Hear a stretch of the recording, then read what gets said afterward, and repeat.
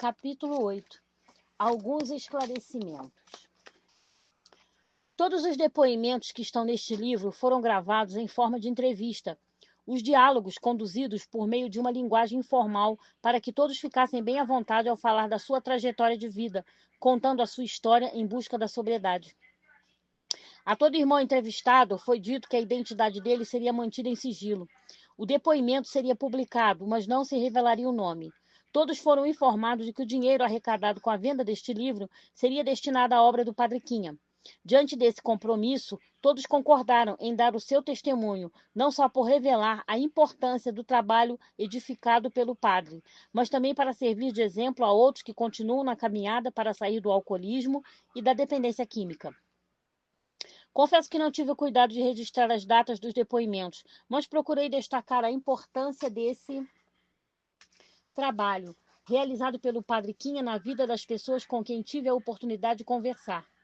Há depoimentos dos que já estavam inseridos na sociedade, com a vida equilibrada, e dos que ainda se encontravam em processo de recuperação para se livrar da dependência dos vícios.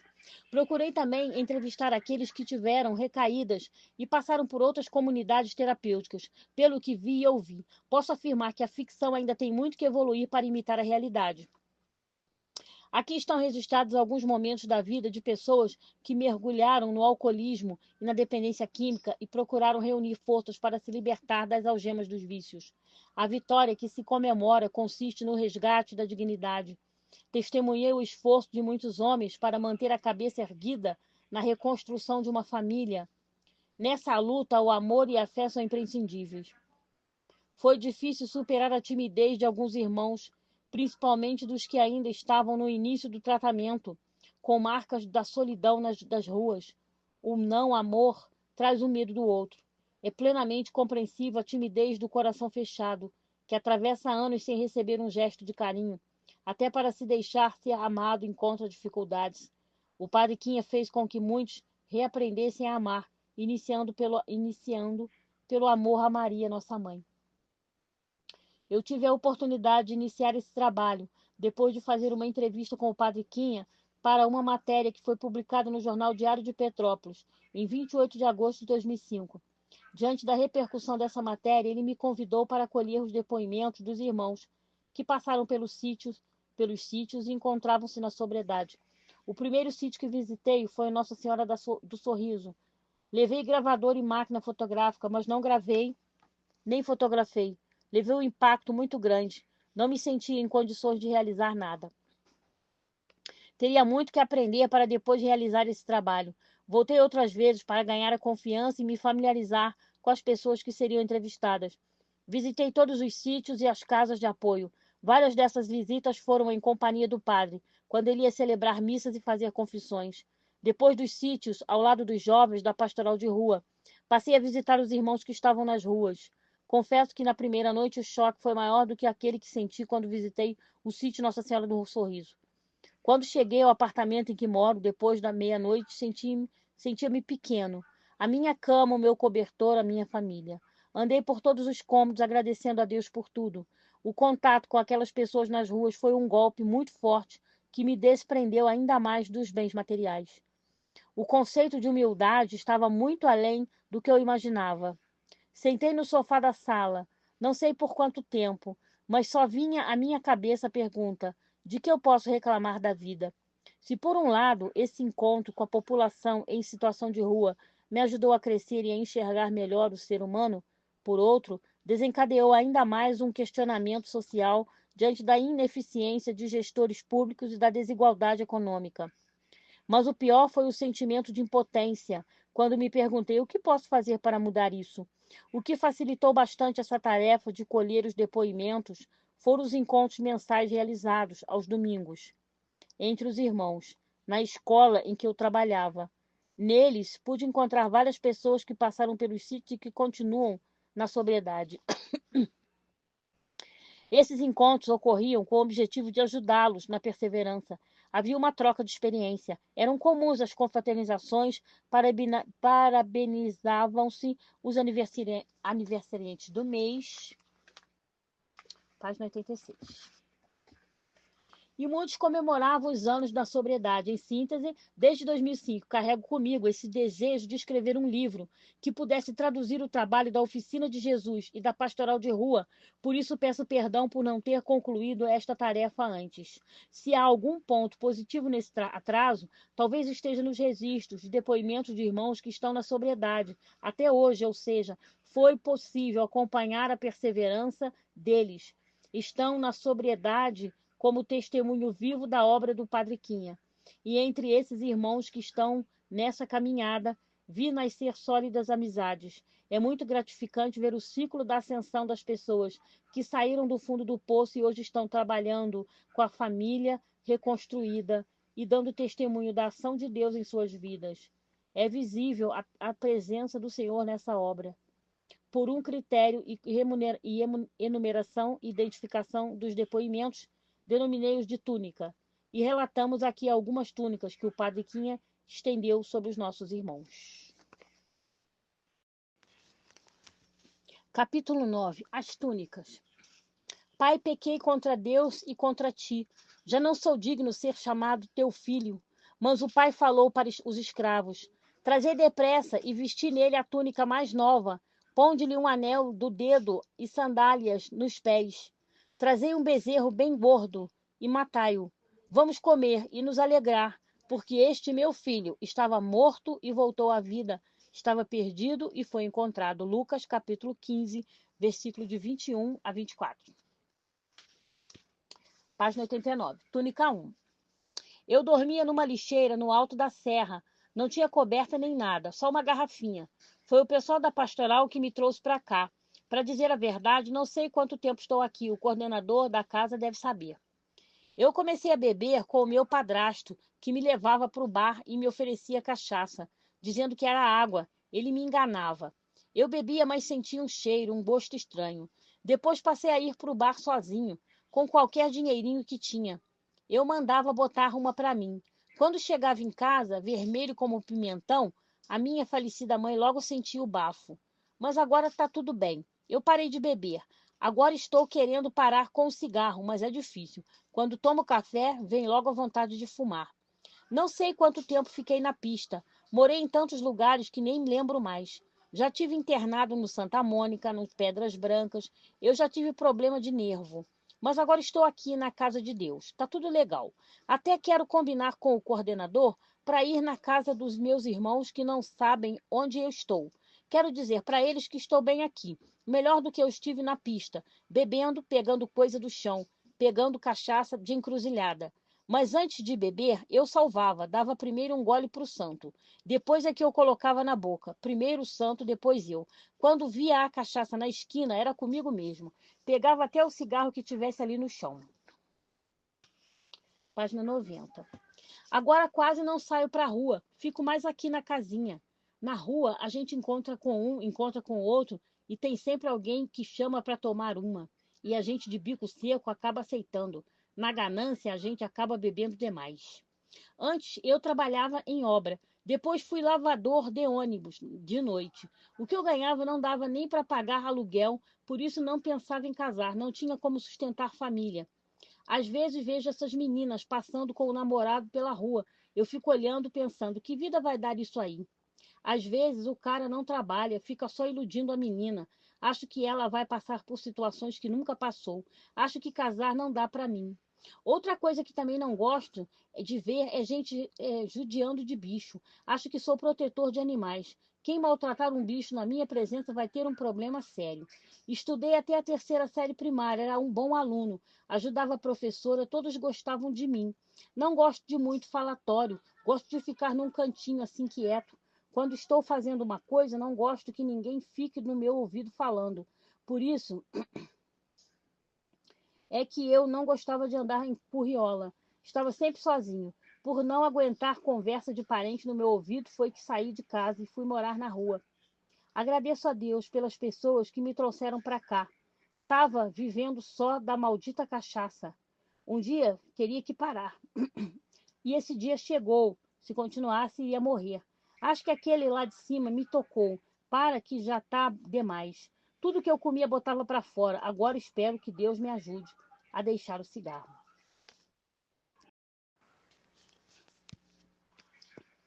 Túnica 2.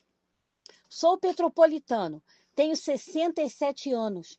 Eu vim parar aqui pela pastoral de rua. Eu vivi igual um bicho. Mas em 2004, os jovens da pastoral conversaram comigo, me deram uma chance. Eu sabia que alguns membros já estavam desistindo de me convidar para a oficina de Jesus, porque eu tinha dito vários nãos, por isso que alguns não acreditavam mais, até mesmo pela forma como eu estava atendendo eles. Assim, com certa grosseria, usando palavras que não devia. Tinha uma jovem com uma santa paciência, conversava comigo, insistia, até que eu resolvi aceitar o convite.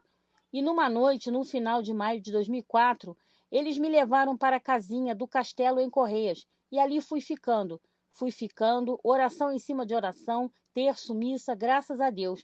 Eu consegui parar de beber. Hoje já estou com 10 anos na sobriedade, graças a Deus. Quando eu cheguei, me deram um banho, me deram uma roupa limpa, eu vesti. Me deram uma sopa quente, eu dormi lá. De manhã cedo olhei para mim e disse que nunca mais colocaria uma gota de álcool na boca. E estou aí tem 10 anos. Para eu beber agora só se for amarrado e alguém me enfiar na minha boca. Eu penso da seguinte maneira: Deus ajuda, mostra o caminho, através da palavra, através das orações, através das missas.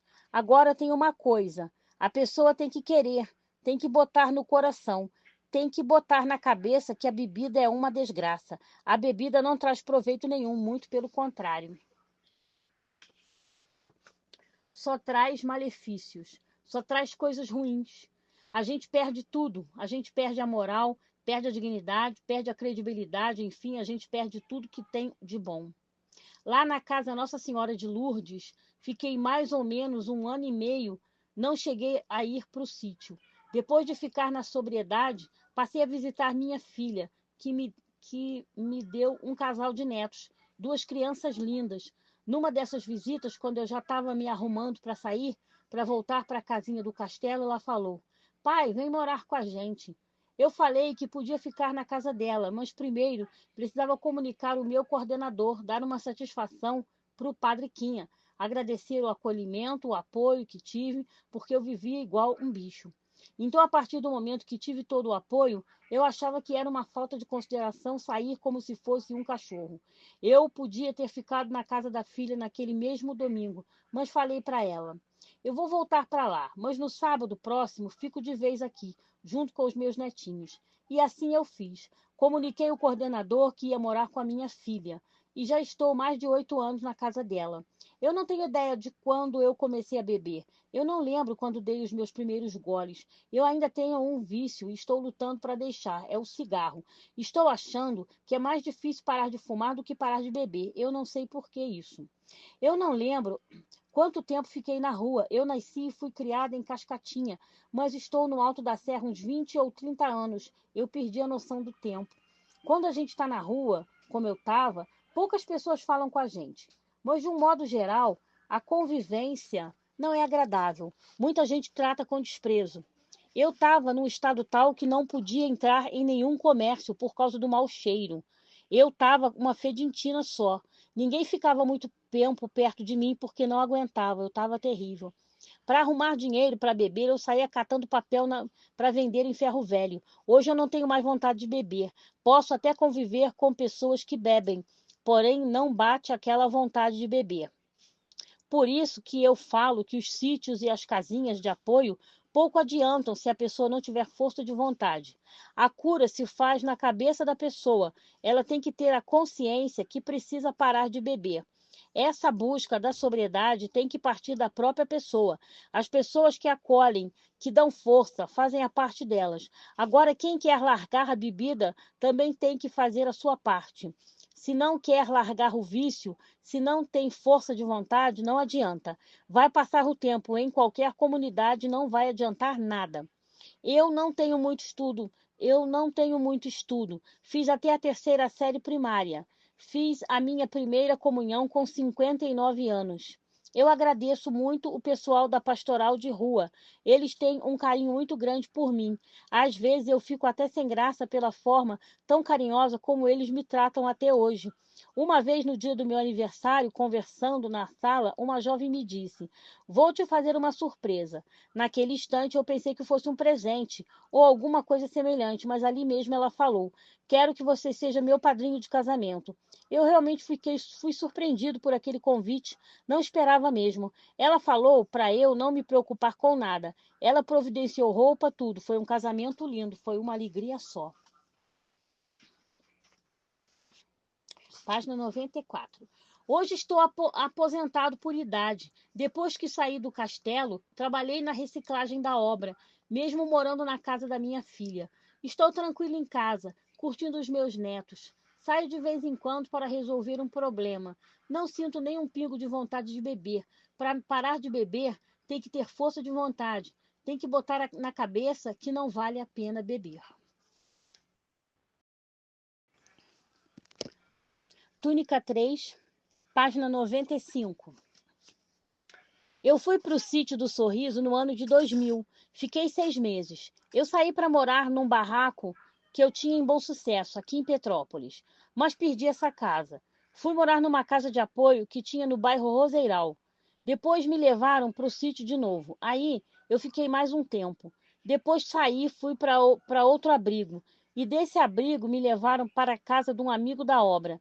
Dessa casa vim para cá, a casa de um amigo que também passou pelo sítio. Aqui tem uma família. Depois da primeira vez que saí do sítio, só tive uma recaída. Mas depois da segunda vez que passei por lá, não tive mais nenhuma. Estou com mais de 10 anos na sobriedade. Este é o único caminho. Às vezes a gente tenta o outro, mas não dá certo. O caminho certo é estar com Deus. Ele é o caminho certo. Não tem outro. Olha, depois que eu conheci essas pessoas, a minha vida mudou. Eu só vivia na rua bebendo, sujo, sem tomar banho, sem nada. Eu tive um problema no pé, por isso uso bota. Quando a minha mãe era viva, sempre me chamava a atenção. A gente acaba tendo de ter um pouco de atenção. Depois que ela morreu, eu fiquei no barraco sozinho em Bom Sucesso. Os colegas iam para lá. A gente ficava só bebendo. Eu cheguei a beber álcool de carro, não tomava banho. O barraco era sujo. Eu também vivia sujo e o pé quase caindo. Graças a Deus, me levaram para o sítio. Deu bicho no meu pé, por isso que tiveram que cortar parte dele. Para andar, eu colocava um saco plástico no pé. Eu descia de Bom Sucesso para Itaipava para arrumar comida e dinheiro para comprar cachaça. Quando eu estava sóbrio, eu tentava tirar os bichos que ficavam entre os dedos. Mas depois que ficava bêbado, eu nem ligava. Quando ia ver, o saco estava cheio de sangue. Eu andava doidão. Nem sei por que não sentia dor. Um dia, um amigo me encontrou nesse estado e me levou para o hospital. Fiquei internado, mas não teve jeito. Tiveram que amputar. Mas mesmo assim, voltei para Bom Sucesso e ainda andei tomando uns goles. Aí depois encontrei esse pessoal que me tirou dessa vida. A oficina de Jesus para mim é tudo, foi e é. Lá a gente ouve coisa boa. Eu acho que se uma pessoa que passou pelo sítio parou de beber, não deve frequentar os mesmos lugares de antes. Precisa de um apoio para se manter na sobriedade. Se parou com a bebedeira, não deve ficar no mesmo ambiente, porque corre o risco de cair. Por exemplo, se a pessoa sair do sítio e voltar para a porta do botequim, um dia vai acabar bebendo de novo. Eu estou sempre me vigiando. Só eu sei o que eu passei. Os outros têm uma ideia. Eu é que sei o quanto estava mal por dentro. Só parei de beber porque encontrei um apoio. Se não tiver um apoio, não para. Comecei a beber quando morava na roça. Trabalhei na roça. Era garoto, tinha saúde, tomava um golinho e outro, mas era tranquilo. Depois mudei para cá, fui morar em Nogueira com uns 16 anos. Passei a andar nas farras bebendo. Tive família, larguei. Fui casado, sou pai de 3 filhos e posso dizer mesmo que beber não vale a pena. Se você tiver um problema, teve aborrecimento em casa, não procura bebida. É melhor procurar um amigo para conversar, uma igreja. Sair aborrecido de casa e entrar num botequim é a maior furada. Nunca vi ninguém melhorar de vida em botequim. Nunca vi ninguém falando que comprou casa, carro, só porque passou a beber muito, que está melhorando de vida porque está sempre de porre. Pelo contrário, só vi pessoas perdendo tudo por causa de cachaça. Nunca tive nada. Agora já comprei muitas coisas com o meu suor, depois que parei de beber, mesmo sem ter a parte do pé. Se continuasse bebendo, eu teria perdido a perna ou a vida. Eu já reestruturei a minha vida. Primeiramente, agradeço a Deus. Depois, aos meus amigos que me deram apoio. Estou aqui tranquilo e já faço parte da família. E peço a Deus que abençoe a eles. Eu antes trabalhava com pintura. A minha profissão é pintor. Hoje trabalho em uma retífica, pois tenho dificuldade para trabalhar com pintura, pela dificuldade para subir escada. Eu nunca tive experiência com outras drogas. O meu problema mesmo foi o álcool. Na rua, a situação é difícil. Durante o dia, quando a gente fica bebendo, o tempo passa rápido, a gente nem esquenta a cabeça. Mas quando chega a noite, quando está chovendo, quem não tem para onde ir, bebe, cai na calçada e fica por lá mesmo. Você fica na calçada e vê as pessoas passando arrumadas, limpinhas, e a gente todo sujo no chão. Quando entra num bar, as pessoas se afastam, e ainda tem aquele que fala uma porção de besteira.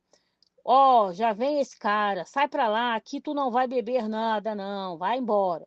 É muita humilhação, é uma coisa triste.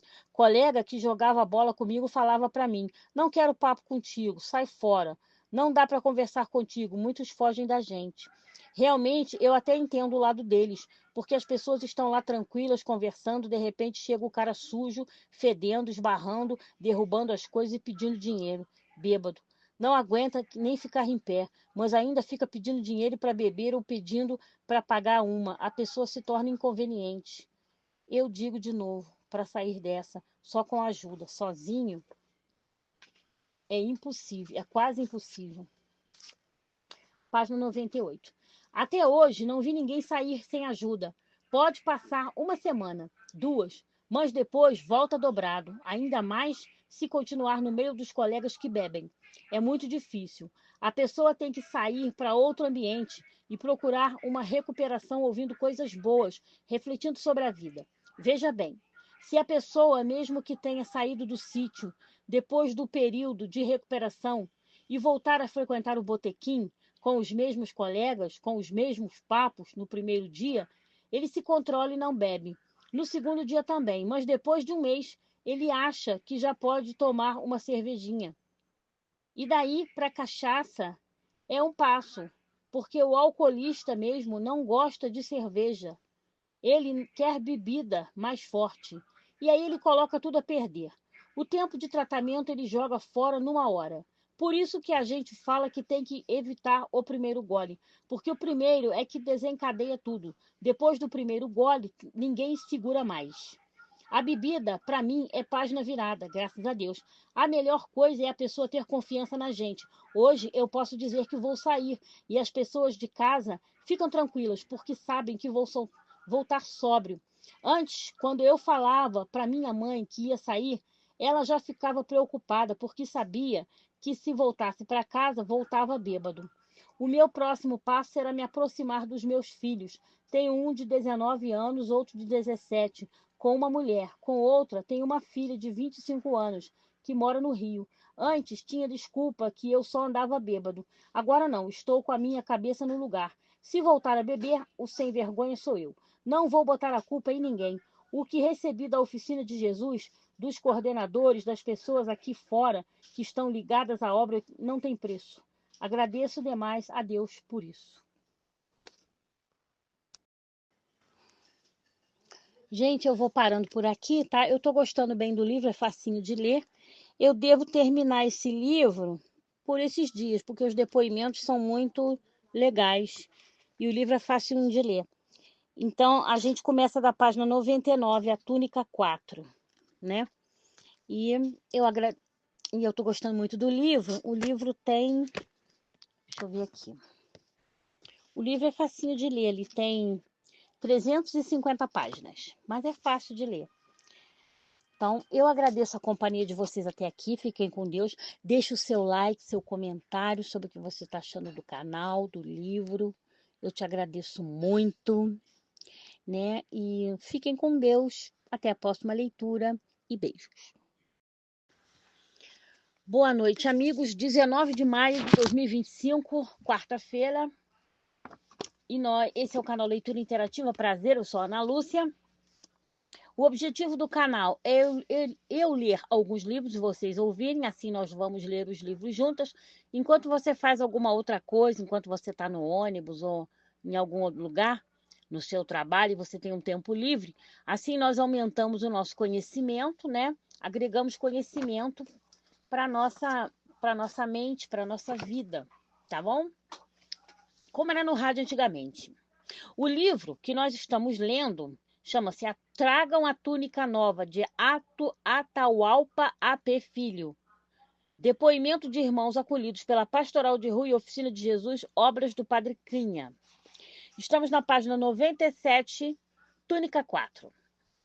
Na verdade, eu não conhecia a Oficina de Jesus. Passei a conhecer por intermédio de um amigo que tem uma loja de autopeças. O irmão dele é um dos fundadores da obra. Eu tinha uma retífica de motores. Ele, por ser amigo do meu pai, sugeriu que eu fosse por o sítio diante do meu problema com a bebida. Por sinal, não podia ter ido conforme eu fui levado. Devido à amizade ser tão grande, eles me levaram sem que eu tivesse consciência para onde estava indo. Quando caí em mim, estava no sítio. Já estava no sítio.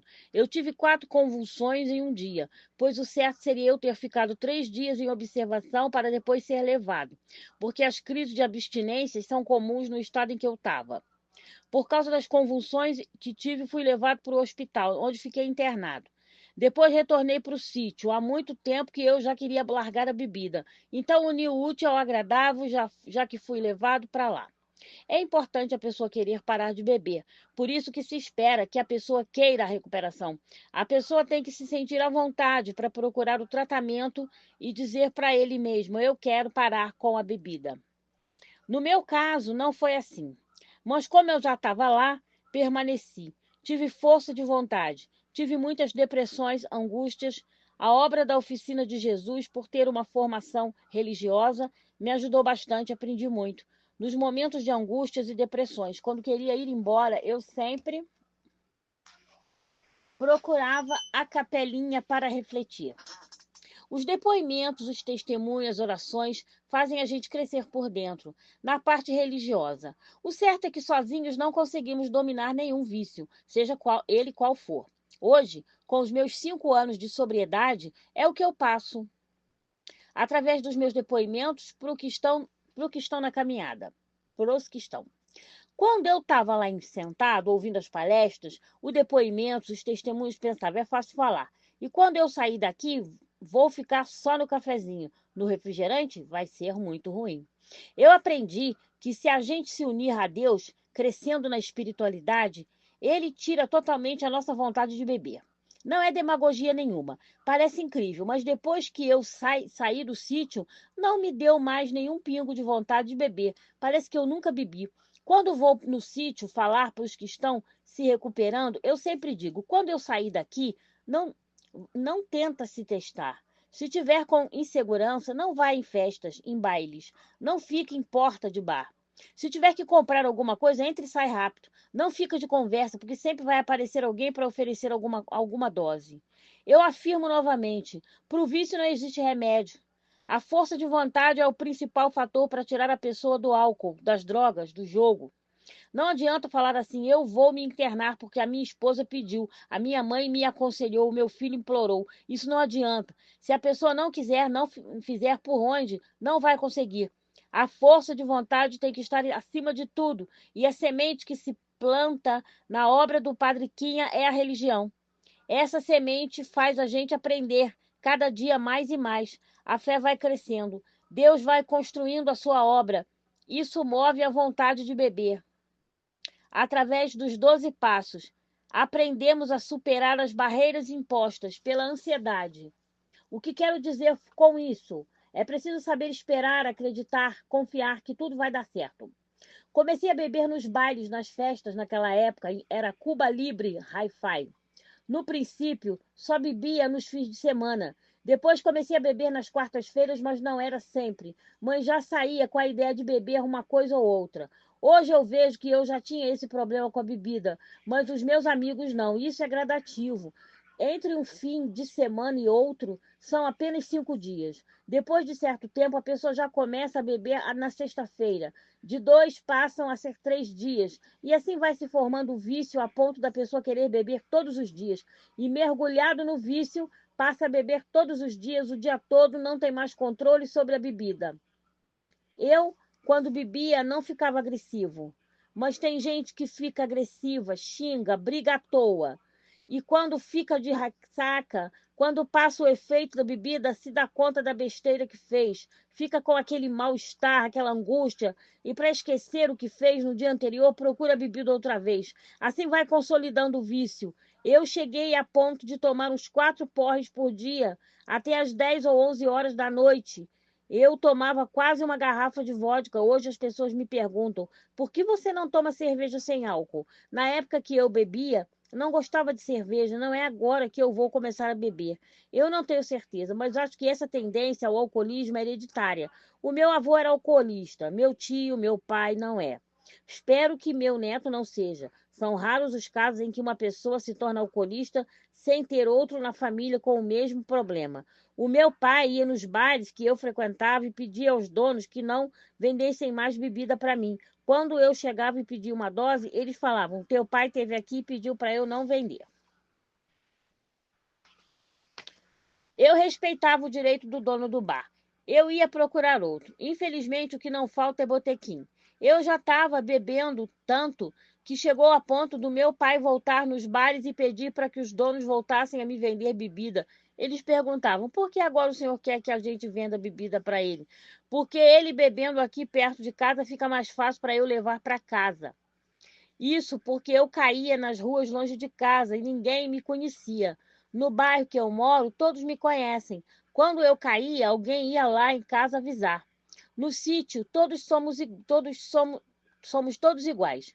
Todos nós temos os mesmos problemas, assim como é acolhida uma pessoa formada. É também acolhido um morador de rua sem formação nenhuma. Não há diferença. Todos querem sair do mesmo problema. A parte religiosa é que também leva a ter essa consciência. Somos todos irmãos. Quando cheguei, pensei: como eu vou fazer amizade com esse grupo de pessoas? Não foi difícil, porque fui bem acolhido. Me receberam muito bem. Quando levo alguém ou quando alguém me pede ajuda, quer ir, mas não sabe como é a convivência. Eu sempre digo que não há mistério. Todos são bem recebidos porque todos chegam no mesmo estado e são acolhidos. O que há é uma retribuição no tratamento. Todos chegam precisando de ajuda. Sempre há alguém disposto a ajudar, porque sabe do problema, porque já passaram por ele. A vivência em oração ajuda a manter esse clima na acolhida. Embora só tenha homens, não é um batalhão. Eu já tive em outra comunidade terapêutica, mas não estava preparado para o tratamento. Eu praticamente fugi de lá. Era também uma instituição religiosa. De repente, não era eu quem queria isso. Às vezes, a gente vai para agradar a família. Por isso que tem pessoa que cai 2 vezes, 4 vezes e é acolhida sem que perca a esperança, pois vai chegar o momento em que ela vai dizer: agora é a minha vez. Eu fui para o sítio, saí, estou mais de 10 anos na sobriedade sem recaída. Isso não quer dizer que sou melhor do que os outros. É que eu me conscientizei do tratamento para não ter recaída. Existem vários fatores que levam a pessoa a recair, mas eu acho que o principal é a autoconfiança. Pensar que só porque está na sobriedade já pode tomar uma dosezinha é um engano. Achar que por estar tanto tempo sem beber um golinho de cachaça não vai levar de volta ao fundo do poço é um erro. O pior é que o primeiro gole é que leva o homem ao tombo. Hoje tenho mais medo de beber do que vontade. Graças a Deus, eu não vou me arriscar. Eu não quero despertar novamente esse vício. Eu nunca tive a experiência com outras drogas. Nesse ponto, eu sempre fui muito medroso. Acho que na minha geração não tinha tanta facilidade quanto hoje. Não sei como posso explicar isso, mas acho que as pessoas entram na droga por revolta, por querer se vingar de familiares, da namorada, porque eles estão entrando em coisa que ainda é proibida pela sociedade. Já a bebida não é uma coisa proibida, a gente tem acesso no próprio ambiente social. Você não precisa beber escondido. É possível beber em casa, numa festa, em bar. A bebida está aí exposta. Às vezes, quando jovem, a gente bebe para ficar na onda, criar coragem para dar uma cantada numa menina. As pessoas tímidas têm uma certa dificuldade de entrar no clima. Quem chega assim e vê todo mundo pulando, pensa que ali só tem maluco. O próprio ambiente leva a procurar a bebida. Uns bebem e se divertem, outros bebem e se acabam no vício. Pode observar que a maioria das pessoas que buscam o álcool ou as outras drogas é tímida. São pessoas boas, sensíveis e inteligentes. São pessoas que se guardam, usam a bebida para ficar mais à vontade, mais soltas, querem tirar a atenção das coisas que têm presas dentro delas.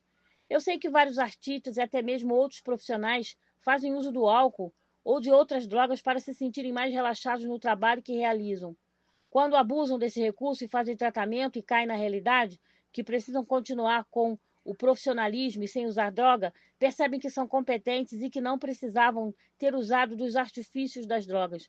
São eficientes, independentes delas. Para encerrar esse papo, quero dizer para os jovens que antes de usar alguma droga, que ame mais a vida. A vida é bela, mas a gente só percebe a beleza dela na sobriedade. Quando estava na bebida, só consegui terminar o ensino médio. Depois que eu saí do sítio, é que voltei a estudar. Depois de quase 30 anos sem estudar, fiz o vestibular e passei. Estou fazendo o curso de administração de empresas, coisa que com a bebida eu não consegui fazer. Hoje, na sobriedade, estou fazendo sem nenhum problema.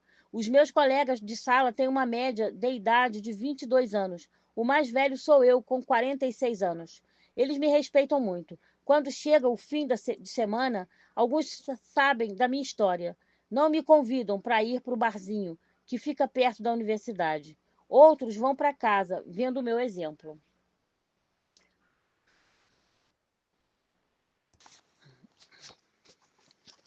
Túnica 5, página 105. O meu contato com as drogas foi aqui no meio da serra. Tinha por volta de 14 anos. Eu sempre fui um garoto curioso. Antes de ter contato com a maconha e a cocaína, eu já tinha usado cola de sapato, lança-perfume no carnaval e o próprio álcool, que também não deixa de ser uma droga. O meu tio tinha um bar. Eu, antes de usar droga, trabalhei nesse bar. Nesse bar eu bebia cerveja e tudo, pela curiosidade. Parti para saber qual era a onda da maconha, da cocaína. Na primeira vez pedi a uma cara, ele me deu. Usei junto com ele, sendo que dessa vez não senti nada. Mas da segunda em diante eu fiquei direto. Aí fui dos 14 aos 29 anos. Só com essa idade que eu pedi ajuda. Foram quase 15 anos dentro das drogas. Eu pedi à minha avó que me levasse para o sítio do Padre Quinha, que fica no Brejal, em Petrópolis. Eu falei assim para ela: me leva para essa tal de oficina de Jesus que eu quero me recuperar. Eu tinha uma vizinha que já tinha me falado desse lugar, que recuperava dependentes químicos. Eu disse a ela que quando achasse que devia ir, falava com ela. Mas sabe como é dependente químico, sempre acha que para sozinho. Como eu usava muita droga, não foi diferente. Achava que ia sair dessa sozinho. Eu cheguei a ficar uns 6 meses, 3 meses, uma semana sem usar, mas a vontade era maior. O inimigo tentava mais. Eu caía de novo e dobrado. Quando a gente para, quando volta, quer usar mais do que antes. Quando eu usava droga, as pessoas não deixavam de gostar de mim, mas se afastavam porque não queriam se envolver. Achavam que se chegasse a polícia, iam junto comigo. Um cara chegou a me falar que nunca tomou uma cerveja comigo, porque se a polícia chegasse e se eu tivesse com droga em cima, ia me levar e ele ia junto também. Teve ocasião que a polícia chegou e eu estava dentro da favela e continuava. Mas os policiais geralmente não entravam.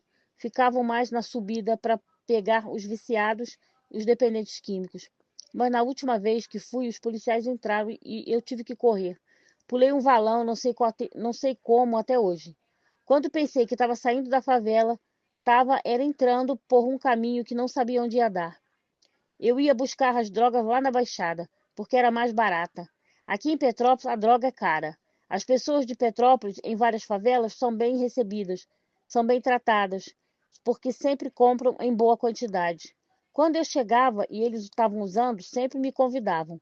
Aí, Petrópolis, toma aí, fuma um baseado aqui com a gente, um baile funk, isso era direto. Eu ia para Mangueira, para Parada Angélica, mas graças a Deus nunca tive nada. Eu sabia que era uma coisa errada, que fazia, mas eu pedia a ele para me proteger. Eu dizia: Papai do céu, me proteja, que sabe como é que é. Às vezes eu saía de casa, mas chegava na metade do caminho. Batia uma coisa na minha cabeça: não vai não, porque vai acontecer alguma coisa. Dito e feito. No outro dia eu ia. Quando eu chegava, logo sabia da notícia. A polícia bateu aqui tal hora. Era justamente a hora que eu estava indo. Eu ia de bicicleta para não ter que pegar ônibus, porque é perigoso andar com droga em ônibus. Eu já saí daqui do meio da serra e quando chegava na raiz da serra, eu voltava sem entrar na favela. No dia seguinte ia lá, só ouvia os boatos. Os homens chegaram batendo, prenderam gente, aconteceu isso e tal, e levou o viciado também. Graças a Deus, hoje sou um rapaz quase realizado. Ainda falta muita coisa, sou muito novo ainda. Tenho 31 anos. Fiquei no sítio do Brejal durante 7 meses e 4 dias. Não tive recaída. Quando saí de lá, logo procurei a pastoral de rua e o padre Quinha para agradecer pela obra dele. Já estou há 2 anos e meio sem usar drogas, sem beber, sem fumar, sem cigarro, nem cigarro. Não vou negar, ainda tenho vontade. Sei que tenho uma doença que está estacionada. O dragão está dormindo. Se eu tomar um gole de champanhe ou qualquer outra droga, vai acordar esse dragão e vai voltar tudo de novo. Então as pessoas falam: você já está recuperado. Eu digo que estou em recuperação pelo resto da minha vida. Tenho que evitar o primeiro gole, o primeiro trago, o primeiro teco, porque se der o primeiro, já era. Eu posso dizer, porque tenho experiência. Já fiquei 6 meses sem usar e achei que só com um baseado não voltava. Falei para mim mesmo: vou dar um e vou parar por aí. Que nada, eu voltei pior. Hoje estou muito feliz, a minha mãe mais feliz ainda. A minha mãe sofreu muito comigo, minha avó, minha irmã. Com ela eu discutia muito. Quando estava sem o efeito da droga, tinha vontade de agredir minha irmã. Quando eu saía de casa e voltava drogado, ficava um cordeirinho manso, pedia desculpa, ia para o meu quarto dormir. Cheguei a tirar as coisas de casa, tirei coisas da minha mãe, do meu padrasto, já vendi coisas de dentro de casa para usar droga. A minha família sofreu muito por minha causa. Eu vou falar a verdade. Só percebi que estava no fundo do poço quando, bebendo na casa de uns amigos, um parente chegou e me falou que um cara tinha roubado o carro dele. Eu, na época, com a mente poluída, falei: por que você não cobra da família dele? Se fosse lá embaixo, no Rio, o pessoal já tinha cobrado da família dele. Eu disse a ele: se fosse comigo, eu já tinha cobrado. Ele me falou: e fulano de tal que te, e fulano de tal que te deve. O que você fez? Eu fiquei com isso na cabeça. Voltei para casa, pensando no que ele falou, e acabei fazendo uma besteira. Quase matei a pessoa de quem ele falou. Aí que eu vi que não estava mais raciocinando direito. Estava tomado pelas drogas. A minha família estava desesperada. Nesse dia que fiz essa besteira, fui para a favela, dormi lá, porque a polícia veio atrás de mim. Passei a noite na casa de uma pessoa conhecida. Depois fui para a casa da minha avó, dormi lá. Quando acordei, a minha mãe e minha avó estavam conversando sem saber o que iam fazer comigo. Estava impossível. Eu estava fazendo uma porção de besteira. Vendo as duas sem saber o que fazer, foi quando eu falei: me leva para essa tal oficina de Jesus que eu quero me recuperar. Fui até o escritório da oficina de Jesus. Conversei com o rapaz que faz o atendimento. Me tratou super bem. É uma pessoa por quem tenho muito carinho. Ele me falou uma porção de coisas que me fez lembrar do meu passado. Por meio dele, fui para o sítio do Brejal. Fiquei lá um mês. Tive que sair por causa de uma discussão com o irmão, por isso vim embora. Quando cheguei aqui fora, o que aconteceu? No primeiro dia que saí, um rapaz me chamou para usar droga e eu disse: não, não, estou indo para a igreja, porque eu quero agradecer a Deus porque eu não quero mais essa vida. Eu já estava com a semente plantada. E vi aquilo, o pessoal me oferecendo droga. Um amigo tinha sido assassinado na Baixada, outros tinham sido presos. Vendo isso, eu disse: isso aqui não é meu lugar. Tenho que voltar para lá para acabar de me tratar. Fiquei só uma semana aqui fora. Fui trabalhar como ilustrador de móveis com o meu tio, que tinha uma marcenaria, mas querendo voltar para o sítio. Falei com a minha avó que queria voltar para terminar o tratamento, mas estava com vergonha. Ela voltou a ligar para o rapaz da oficina de Jesus e conversou com ele. e disse que eu queria voltar para terminar o meu tratamento. Ele pediu que eu voltasse lá no escritório. Sabendo disso, falei para o meu tio que ia no escritório de novo. Chegando lá, levei uma bronca, levei uma boa chamada, ouvi uma porção de coisa e resolvi voltar. Falei para o meu tio que não dava mais para ficar trabalhando com ele. O dinheiro da minha semana de trabalho que ele desse para minha avó. Arrumei as minhas coisas e com o dinheiro que eu tinha, resolvi comprar uma Bíblia igual a que era usada no sítio. Eu sempre tive dinheiro para comprar coisas boas, mas sempre comprava droga. Essa Bíblia que eu comprei está comigo até hoje. Quando estou meio assim, pego e começo a ler. Hoje, trabalho. Já vou fazer mais de 2 anos nesse emprego. Ainda não faltei um dia de trabalho. Nunca cheguei atrasado. Tenho uma namorada que me apoia. Voltei a estudar. Parei no 4º ano do ensino fundamental. Agora já estou terminando. Estou trabalhando como motorista de um laboratório. Espero fazer algum curso ligado a essa área. Quando saí do sítio após o meu tratamento, fui trabalhar de copeiro em uma loja de vinho, mas que servia vários tipos de bebidas. Lá comecei a fazer caipirinha, caipivódica, servir uísque, vi que aquilo estava me dando uma ansiedade por querer usar. Eu via as pessoas bebendo, se divertindo, eu pensava que podia estar no lugar delas também. Foi uma provação. Eu pedi para ser demitido. Os patrões atenderam, saí da boa. Eles não queriam que eu saísse, pois gostavam do meu trabalho. Era responsável, dava conta do serviço. Saí e fiquei um mês parado. Foi quando o irmão da pastoral de rua me chamou para trabalhar na empresa do pai dele. Pensei que seria convidado para trabalhar como auxiliar de serviços gerais, mas me chamaram para ser motorista. Essa é uma profissão que sempre quis. Tirei a minha carteira em 2000. Como eu já disse, estou mais de 2 anos nesse emprego. Só fiquei um mês parado. Estou num ambiente de trabalho maravilhoso. Quando saí do sítio, comemorei meu primeiro aniversário na sobriedade na minha casa. Convidei alguns amigos da pastoral de rua e um rapaz que tinha se recuperado junto comigo no sítio. A minha mãe queria mudar desta casa para ficar aqui no meio da serra, para o centro de Petrópolis. Queria uma pessoa que pudesse ficar aqui porque já tinha arrumado uma outra casa para morar. Nesse período veio uma coisa no coração: por que não fazer parte da obra do Padre Quinha? Aí eu falei com os coordenadores da pastoral de rua, falei com a minha mãe: por que não transformar a nossa casa num sítio de recuperação como agradecimento? Hoje estou recuperado graças à obra. Ela falou: eu vou pensar. Eu disse: mas pensa com o coração. Ela pensou com o coração e deu o aval. Os coordenadores vieram, conheceram melhor o espaço, viram também que aqui servia para fazer um trabalho com a pastoral de rua. Hoje o sítio está maravilhoso. Nem quando eu morava aqui o sítio estava desse jeito, bem cuidado. Hoje estou muito feliz por ter essa obra aqui. Não cobramos aluguel. O que tem aqui é o amor. O carisma da obra é o amor, o coração. A minha mãe está muito feliz por ter um filho recuperado e onde o filho se autodestruiu agora está recuperando vidas. Pessoas que estavam no mundo das drogas, do álcool, agora estão aqui se recuperando, tendo uma vida digna igual a que tenho hoje. Os meus antigos vizinhos hoje param e conversam comigo, me dão parabéns. Eu digo para eles que os parabéns devem ser dados para Deus, pois foi Ele que me recuperou. Isso não tem preço, não tenho mais palavras. O que me deixa triste é ver os meus amigos da época que eu usava drogas, continuando ainda na mesma vida aqui no bairro. Eles sabem o que acontece, viram o que se passou comigo. É o mesmo que passa com eles, mas não querem se recuperar. Acham que vão parar quando eles quiserem. Droga, nunca mais.